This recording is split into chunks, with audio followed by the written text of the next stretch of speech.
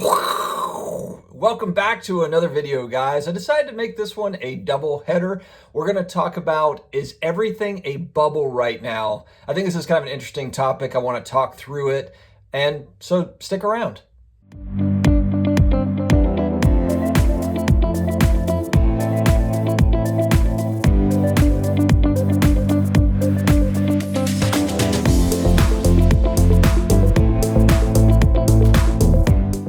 Hello to all my investor, my collectible friends. It's great to see you. I decided to turn this one again, like I said, into a double header today. I just keep on seeing the same topic. I wanted to talk about it in more detail. So, hey, just got to throw the videos together. But thank you very much for joining. If you are new here, we have more than 425 videos on the channel all about collectibles, personal finance, alternative investments, all wrapped into one. So welcome to the community. Also, if you want to support the channel, in the video description, I do have Amazon links. Any qualifying purchases made through those links, we do get a small piece of that pie. Very much appreciate your support. All right, so much talk about the everything bubble. Are we in a bubble? Whether we're talking about sports cards, graded comic books, the stock market, real estate. It's not just alternative investments. You hear about this with traditional investments as well.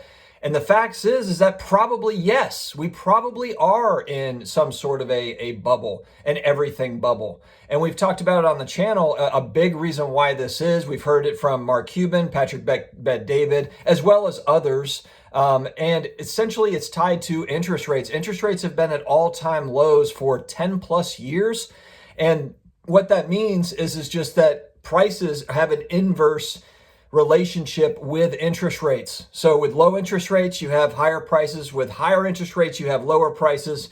And it kind of works one against the other. It's not a perfect science, but that's essentially kind of how it works. And so it's something that I've talked about it in previous videos. It's something we really have to watch with collectibles pricing, is if those interest rates start to head north, then that could be an indicator that maybe prices are going to come down. Now, there are some caveats to all of this, and this is why I want to talk about this. I don't want to discount the nostalgia and the inherent demand behind pop culture collectibles and all sorts of different alternative investments, because outside of just those factors, outside of the interest rate factor, you have just a straight demand factor that plays into it. The other part of it is too, when I'm looking at younger investor groups, they're not necessarily solely motivated by ROI and their return. They're also looking to have fun. When you look at digital assets, when you look at all these things, I mean, yes, there is, potential for short-term, long-term gains in those prices, but they're also just enjoying it. And I think that with, sports cards, whether it's sports cards or graded comic books, even graded video games, look, prices are high, yes, but if interest rates all of a sudden start moving up, does it mean that everyone just moves their money back into their savings account, where maybe instead of getting 0.05%, they're now getting 5%, like I was in 2005 when I had my PayPal account and I had a money market tied to it, and it was getting 4.5%, 5%. That's a ton compared to what we have today. My answer would be no. It wouldn't be. For me, even if my savings account was getting me 4 or 5%, that doesn't mean that I'm moving all of my sports card money or my collectibles, alternative investment money back to my savings account. So I think that there's kind of an element of, that there's a lot of different moving parts with this. And so, does it mean that there is a crash in a couple of years? Possibly, but probably not a crash. I think that it's going to be a little bit different than that. I don't see it as a huge crash. The other piece of it is even if there is a crash, even if it drops, I mean, the way from where I'm sitting, it's kind of the same with stock market and real estate. If the stock market crashes, say it goes from 30,000 down to 5,000 like it did in 2008, except it wasn't 30. But anyway, it did go down to, what was the low? 5,500, 6,000 on the Dow. It was very, very low. That was an immense buying opportunity. If you look at wealth that was created in this country, and just over time, a lot of that wealth has been created on the back of a bubble bursting. That's essentially what happens. When you look at Warren Buffett moving $4 billion into Bank of America in 2009 or 2010 when he made that play during the financial crisis, he was buying Bank of America pennies on the dollar, having pretty good confidence that it's the largest bank in America and it's going to rebound. And he moved his chips to the middle of the pile. worked out pretty well for them. So to me, it's like, it's not even necessarily being some sort of investing genius. It's just being able to recognize the trends and having the ability to buy when it's low. And also just having, the confidence to buy when it's low. There's that, we hear the saying of, I think it's the Warren Buffett saying. I heard my buddy Brad, the comeback card investor, he uses it all the time too, but be fearful when people are greedy and be greedy when people are fearful. We hear it all the time, but there is some reality to that. When prices move down, a lot of times we're like, like emotionally, it's like, should we be selling while prices are moving down? When in reality, we should probably be buying. It's the buy low, sell high thing, but emotionally, we don't always do it. It's funny because it's like, as humans, we know what to do, but actually executing on it is a different story. So I just think that it's going to be interesting to see, but that's kind of my mindset. If you are bullish long-term on alternative investments, whether it be sports cards or another established market, maybe it's Silver Age comic books or whatever it might be, whatever you're speculating on, then typically if there is if prices go down, it's a buying opportunity. It's a buying opportunity to get things that, that you want. For me, I'm not, honestly, if prices go down on Barry Sanders rookie cards and, Bart Starr rookie cards and Lou Alcindor rookie cards, if they drop 90%, you don't think that I'll be buying. I'll be in that market, just like a lot of other people will. I think that this card market, it has matured to some degree. I know there's always something to complain about. I get it. There's always things that can be improved on, always. And it's not giving a free pass to companies that are struggling right now to make those things happen. It's not giving them a free pass. At the same there's always something to complain about.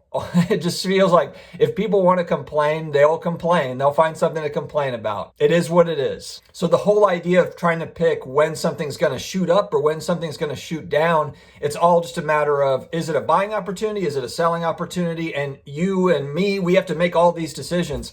I've got to figure it out for my funds and my family. You've got to figure it out for yours. That's a big part of the fun of this. Is the speculation and trying to figure out, how it's going to all go. So I'm a big believer, as far as sports cards, as far as alternative investments, that there are real demand out there for those things. I think there's platforms that are coming into play that are making the access easier to those investments, whether it be fractional share companies or other types of companies that are offering kind of shares and things.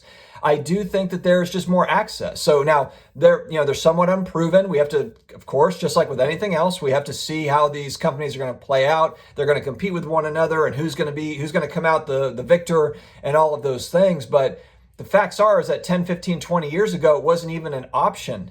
It wasn't even an option to have an app where you could go on and buy into some of these high-end collectibles or high-end antiques, art pieces, for example. So there's just different access that we're getting nowadays, and it'll be interesting to see how it plays out. I think that people, especially younger generations, want different options outside of stocks, bonds, real estate.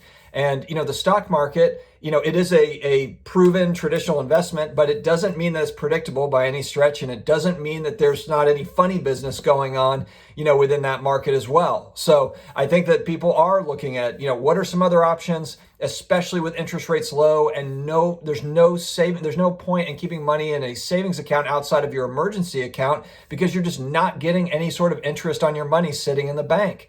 And so it moves people out into other things. It makes sense. So whether this is a bubble or not, it's just a matter of figuring out which of these things do you believe in long term, to where if prices do drop, it's a buying opportunity for you. I think that's something to really consider. So, and that's something that I'm having to consider as well. Guys, thank you very much for joining. I want to always end on a positive message. That's what we do here on this channel. And so today, I want to take this back to my sales days where I've done a lot of cold calling in my day. And it's, as people might know or might not know, it's not the most enjoyable thing in the world, but it does harden you. It does make you stronger emotionally and mentally when you have to kind of put yourself, through the gamut of being hung up on or being called, all sorts of names and whatever. It's definitely a mechanism for growth, and it teaches you not to be afraid of failure. We're all afraid of failing. We're fearful. We're fearful of other people. What are they going to think? We're fearful of, oh man, I'm gonna fail at this. I'm gonna let somebody down, or I'm gonna let myself down. I'm gonna be embarrassed. Here's the deal.